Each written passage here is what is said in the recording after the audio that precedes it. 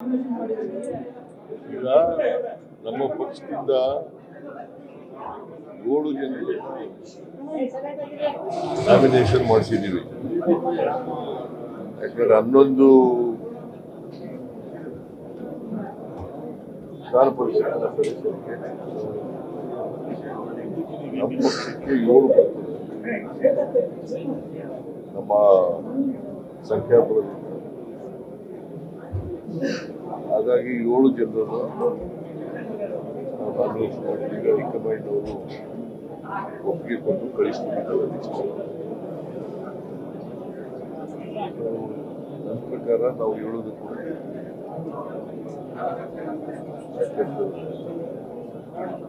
ಊರಿಗೆ ಗೆಲ್ಲಲಿಕ್ಕೆ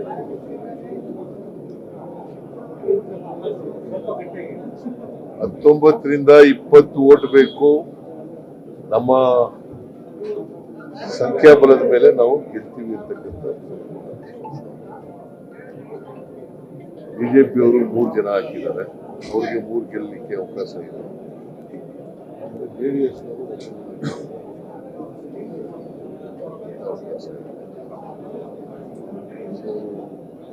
11 ಗೊತ್ತಿಲ್ಲ ನನಗೆ. ಈಗ 3 ಗಂಟೆವರೆಗೆ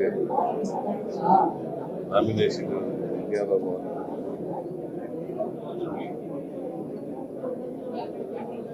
11ಕ್ಕಿಂತ ಜಾಸ್ತಿ ನಾಮಿನೇಷನ್ ಹಾಕಿದ್ರೆ ಹೋದ್ರೆ ಚುನಾವಣೆ ನಡೆಯಲ್ಲ. ಯುನಾನಿಮಸ್ ಆಗಿ ತೀರ್ಮಾನ ಆಗ್ತದೆ. ಅದು ಸ್ಕ್ರೂಟಿನಿ ಆದ್ಮೇಲೆ ಗೊತ್ತಾಗ್ತದೆ. ಒಂದು ವೇಳೆ ಜಾಸ್ತಿ ಹಾಕಿದ್ರೆ ಚುನಾವಣೆ ನಡೀಬೇಕಾಗ್ತದೆ. ಚುನಾವಣೆ ನಡೆದರೂ ಕೂಡ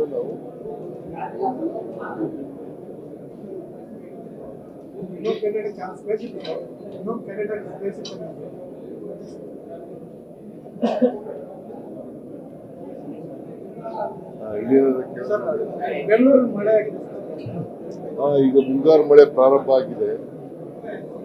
ನಿನ್ನೆ ಒಳ್ಳೆ ಮಳೆ ಆಗಿದೆ.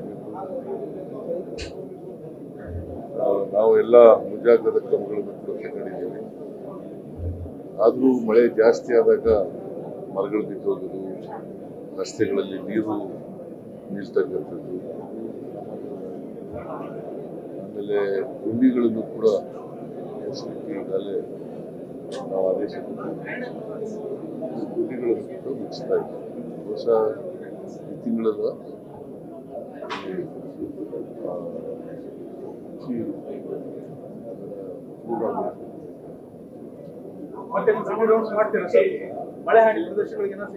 ಸಾಯಂಕಾಲ ಒಂದು ಮೀಟಿಂಗ್ ಇಟ್ಕೊಂಡಿದ್ದೀವಿ.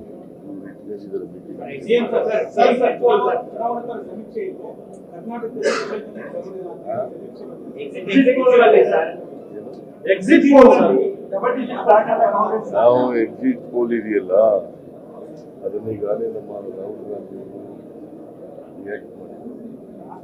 ಅದು ನರೇಂದ್ರ ಮೋದಿಯವರ ಮಾಧ್ಯಮ ಸಮೀಕ್ಷೆ. ನಾವು ಅದನ್ನ ಒಪ್ಪಿಕೊಳ್ಳಲಿಕ್ಕೆ ಸಾಧ್ಯ ಆಗಿಲ್ಲ. ನಾವು ಕನಿಷ್ಠ 15ರಿಂದ 20 ಸ್ಥಾನಗಳನ್ನು ಗೆಲ್ತೇವೆ ಕರ್ನಾಟಕದಲ್ಲಿ. ಸೊ ಅದರಿಂದ ಆ ಸಮೀಕ್ಷೆಯನ್ನು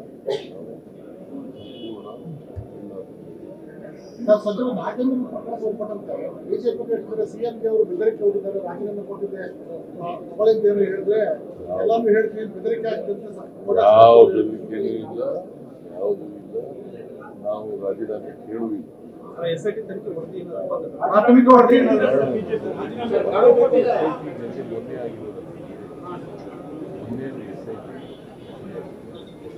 ಅವರು ವರದಿ ಏನ್ ಕೊಡ್ತಾರೆ ಅಂತ ನೋಡೋಣ. ವರದಿ ಕೊಟ್ಟಮೇಲೆ ಭೇಟಿಯಾಗಿದ್ದೀವಿ.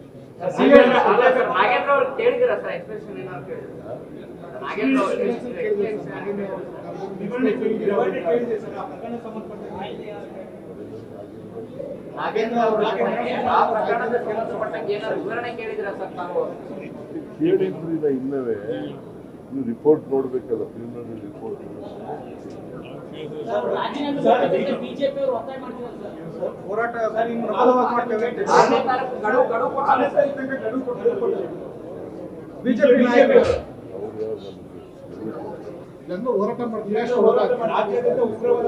ವಿರೋಧ ಪಕ್ಷ ಇರೋದೇ ಹೋರಾಟ ಮಾಡುತ್ತೆ. ಅನ್ಯಾಯದ ವಿರುದ್ಧ ಹೋರಾಟ ಮಾಡುತ್ತೆ. ಅವರು ಅನ್ಯಾಯದ ವಿರುದ್ಧ ಹೋರಾಟ ಮಾಡೋದು ಸುಳ್ಳು ಹೇಳ್ಕೊಂಡು ಹೋರಾಟ ಮಾಡ್ತಾರೆ.